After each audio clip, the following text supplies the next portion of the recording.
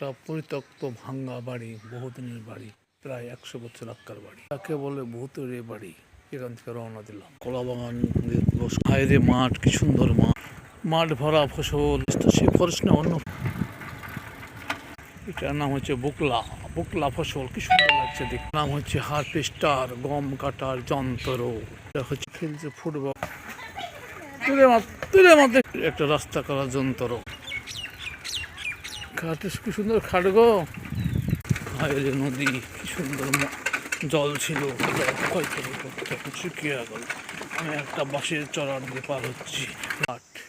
এখানে মৃত ব্যক্তি দাহ করা হয়, আর সেরকম কেউ আসে না, শুধু আদিবাসীরা দাহ করে এখানে। শ্মশান ঘাট। নদী ছিল এক সময় স্টিমার চলিত, এখন কুচুরিপানায় একটা দেখছো নালা ব্রিজ করা, সেই পুজো কে বিসর্জন ওই তো পড়িয়া আছে।